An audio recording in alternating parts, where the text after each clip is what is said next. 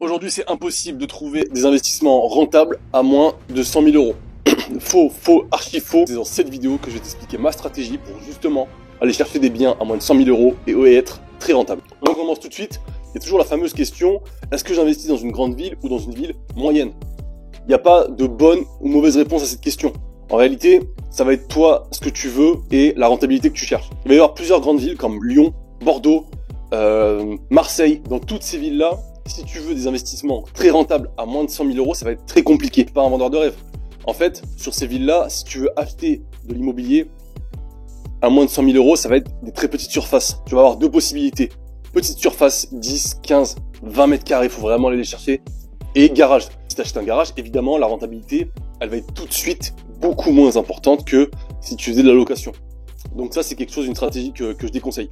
Pareil pour les logements avec petite surface, tu vas vite être saturé et ça va être des étudiants. Donc ça va être compliqué d'atteindre une très grande rentabilité. Du moins, si c'est ce que tu souhaites. Si c'est pour engranger du patrimoine, avoir des revenus locatifs, des étudiants, etc., c'est une stratégie que tu peux adopter, c'est pas ce que je recommande.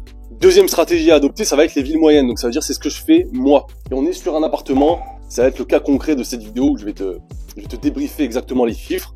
Donc sur une ville comme Nîmes, parce que c'est mon secteur, je connais très bien le secteur, je connais très bien les prix. Ça c'est un appartement en ultra centre, ça veut dire qu'on a beaucoup de monuments ici. Et cet appartement, je l'ai négocié à 62 000 hors travaux. Donc 62 000, tu rajoutes les frais de notaire 5 000 et on va dire, je crois que c'était 5 000 euros de travaux. Donc on arrive à quelque chose comme 72 000 euros. Donc ça c'est un bien, 72 000 euros, tout compris, fini. Sur ce bien-là, comme tu le vois, j'ai mis des upsells qui sont ici. Derrière, il y a le minibar. Je montrerai des screens sur cette vidéo. Donc ça, typiquement, c'est un bien dans une ville moyenne à 150 000 habitants, je crois. Et c'est un bien qui va me rapporter en lycée sur l'année environ entre 1008 et 2500 euros par mois. Donc voilà, 2500 euros, à ça t'enlèves le crédit, 250, t'enlèves l'électricité, 100 euros, la taxe foncière, je suis mensualisé, il y en a pour environ 60 euros, et t'enlèves encore 2-3 petites choses, assurance de l'habitation, etc. Donc il y a toujours des frais, surtout en location, courte durée. Donc là, on arrive vraiment à quelque chose où t'es obligé d'avoir minimum un SMIC de cash flow. Donc si je résume, 72 000 euros d'investissement, cash flow de 1200 euros minimum. On est en plus entre 1008 et 2005. Donc voilà, c'est pas quelque chose d'impossible. Donc si tu compares grande ville et ville moyenne, c'est vraiment, il n'y a pas photo. Et encore, je dis ville moyenne, mais pour moi, 150 000 habitants, ça commence à être une ville assez costaud. C'est juste qu'ici, on a de la chance, les prix sont assez attractifs et il faut savoir négocier son bien. Et le cas concret numéro 1, cas concret numéro 2, j'en ai déjà parlé dans d'autres vidéos. C'est un studio que j'ai acheté à 38 000 et qui tourne pareil, quasiment au même chiffre que celui-là. Donc c'est pas impossible. Personne, t'entendras forcément des gens te dire ouais mais à moins de 100 000 il y aura rien, tu trouveras rien, etc.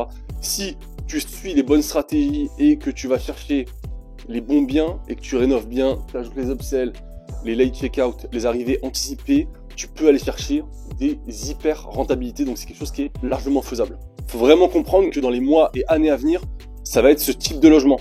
Entre guillemets, les logements appelés atypiques, les logements qui sortent du lot. Le petit appartement Airbnb avec le canapé clic-clac et la table basse, ça ne suffit plus. Les gens, ils en ont à la pelle des logements comme ça.